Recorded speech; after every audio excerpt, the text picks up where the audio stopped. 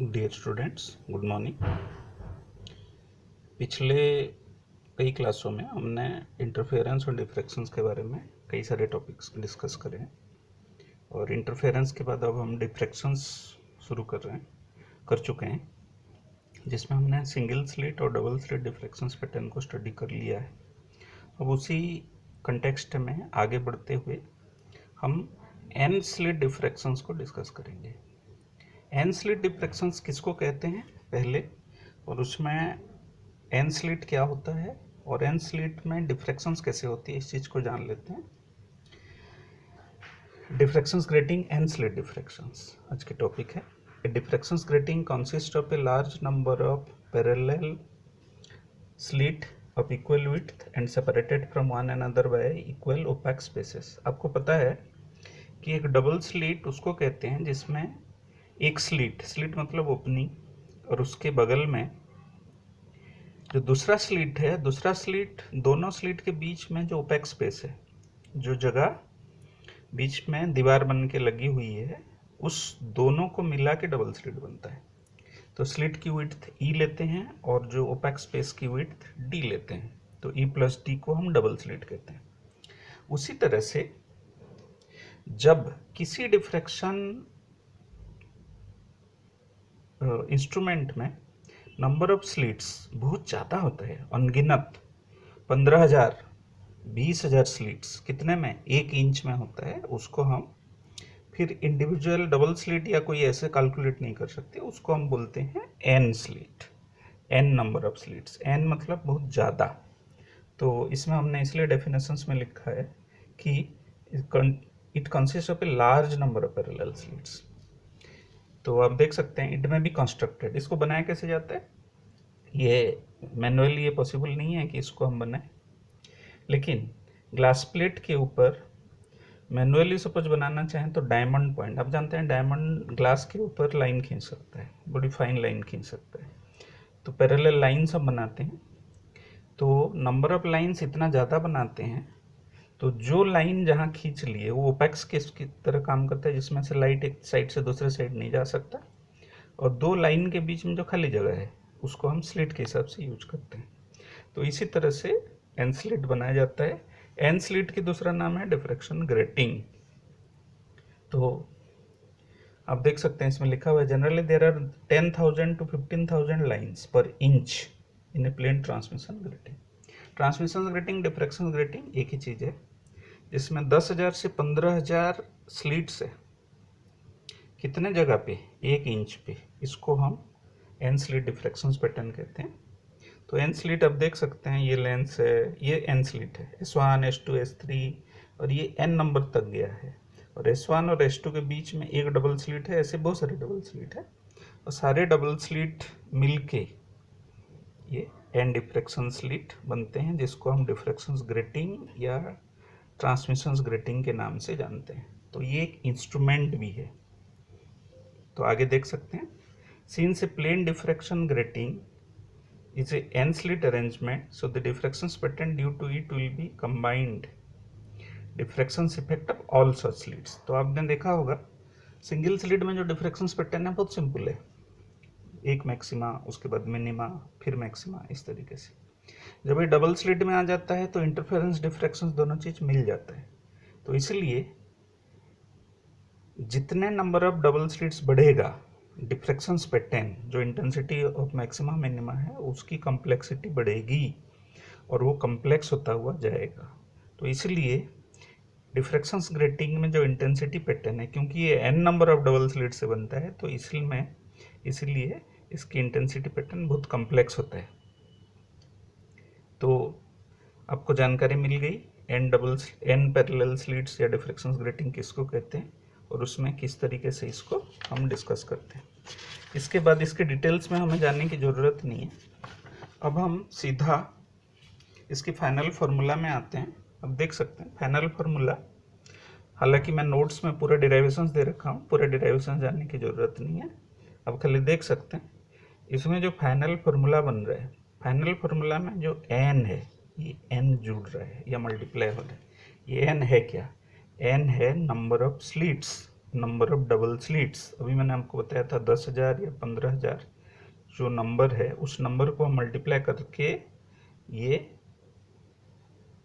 Interference max minima और ये principal maximum की फार्मूला हमने डिराइव किया है। तो इस तरीके से हम डबल स्लिट की फार्मूला को ही एक्सटेंड करके एन स्लिट की डिफ्रैक्शन पैटर्न को डिराइव कर सकते हैं।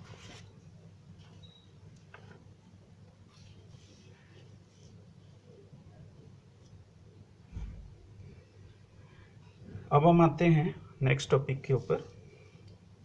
एक डिफ्रैक्शंस ग्रेटिंग वो कैसे एक इंस्ट्रूमेंट की तरह काम करता है और ग्रेटिंग स्पेक्ट्रा को प्रोड्यूस करता है।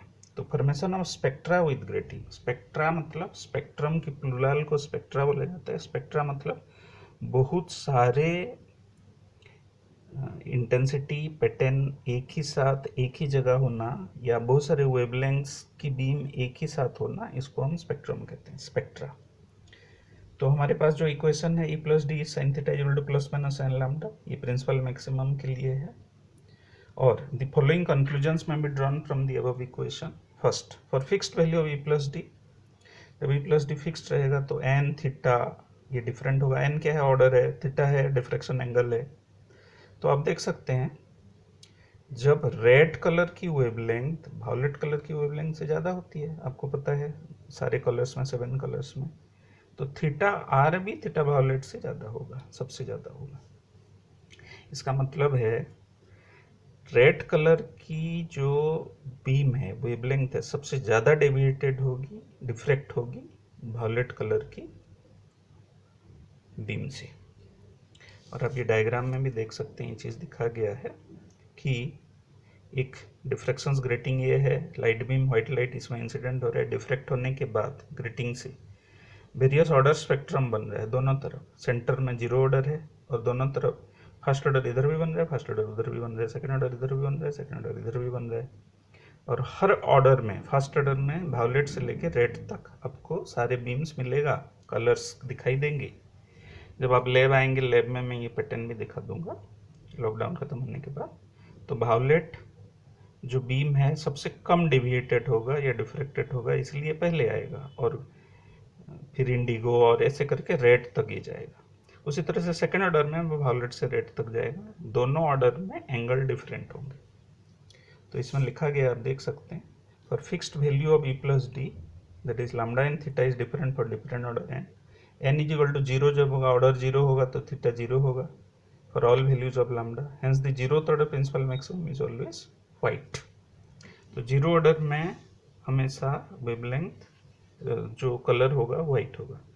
Most of the intensity of light is concentrated in 0 order principal maximum and it decreases with increasing order. So the pattern of grating spectra ये 36.1 डायग्राम में ये दिखा गया, मैं आपको समझा चुका हूँ इसके बारे में। अब दूसरा छोटा टॉपिक है जो इम्पोर्टेंट भी है और इससे न्यूमेरिकल भी आता है, condition of absent spectra. Absent spectra किस लिए कहते हैं? एब्सेंट किसको कहते हैं? एब्सेंट उसको कहते हैं जिसमें आपने पहले पढ़ा है कि इंटरफेरेंस और डिफ्रैक्शन ये दोनों साथ साथ डबल स्लिट या एन नंबर ऑफ स्लिट्स में होता है। जब इंटरफेरेंस और डिफ्रैक्शन साथ साथ होगा और जहाँ डार्क बीम बनेगा या डार्क इंटेंसिटी पैटर्न बनेगा, वहाँ सपोज व्हाइट मतलब ब्राइट बीम बन रहा है, तो ब्राइट बीम को डार्क इंटेंसिटी कंडीशंस ओवरकम कर लेगा, तो उस जगह पे वो जो पैटर्न वहाँ बननी चाहिए थी जो मैक्सिमा, वो मैक्सिमा हट जाएगा या मिसिंग हो जाएगा। तो इस चीज़ को हम कहते हैं एब्सेंट स्पेक्ट्रा। तो कुछ कंडीशंस के साथ हम ये डिराइव कर सकते हैं कौन कौन सी ऑर्डर मिसिंग होगा। क्या मिसिंग होगा? इंटरफेरेंस की मैक्सिमा मिसिंग होगा डिफ्रैक्शंस की मिनिमा की वजह से। तो आप देख सकते हैं directions of principal maximum due to grating is given by this equation, ये हम पहले डिराइव कर चुके हैं, एन है ऑर्डर है।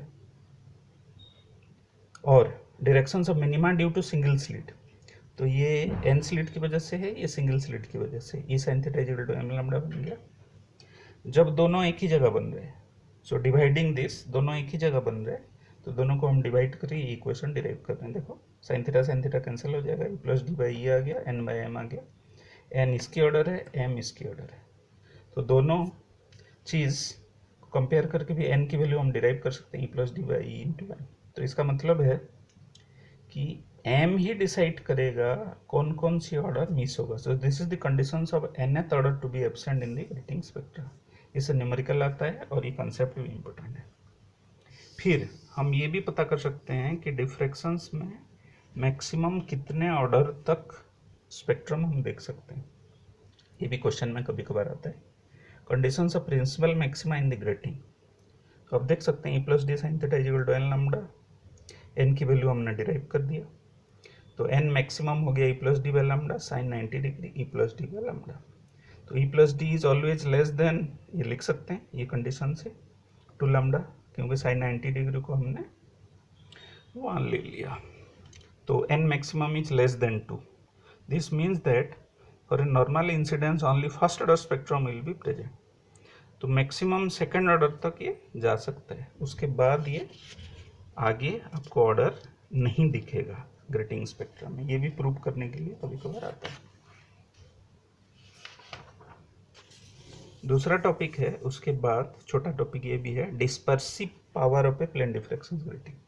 डिस्पर्सिव पावर को कैसे डिफाइन करते हैं? Dispersive power of a diffraction grating is defined as the rate of change of angle of diffraction with change in wavelength of light. तो इसको हम मैथमेटिकली ऐसे भी लिख सकते हैं, dispersive power is equal to D theta by D lambda. Theta क्या है? डिफ्रैक्शन एंगल है, लैम्डा है वेवलेंथ। तो डिफ्रैक्शन एंगल वेवलेंथ के साथ कैसे वेरी करेगा, इसको हम कहते हैं डिस्पर्सिव पावर। वो ये dispersive power instrument to instrument vary करता है। तो यहाँ हमारे इंस्ट्रूमेंट क्या है? ग्रेटिंग। ग्रेटिंग मतलब एन स्लिट। तो उसको डिराइव करने के लिए वैल्यू डिराइव करना है, हम डिराइव करने के लिए हमने ग्रेटिंग वाले इक्वेशन लिया है, e plus d sine theta is equal to n lambda, और theta is the angle of diffraction spectrum, nth spectrum. Differentiating equation, इसको डिफरेंशिएट कर लिए, डेरिवेटिव ले लिए। डेरिवेटिव लेने के बाद साइन थीटा कॉस थीटा हो जाएगा और D theta by D lambda हो जाएगा, एन हो जाएगा, ठीक है। और D theta by D lambda इस इक्वेशन से हम डिराइव करके फॉर्मूला को ऐसे लिख सकते हैं, कॉस थीटा आ जाएगा, कॉस थीटा को 1 माइनस साइन स्क्वायर थीटा लिख सकते हैं, 1 माइनस साइन स्क्वायर थीटा।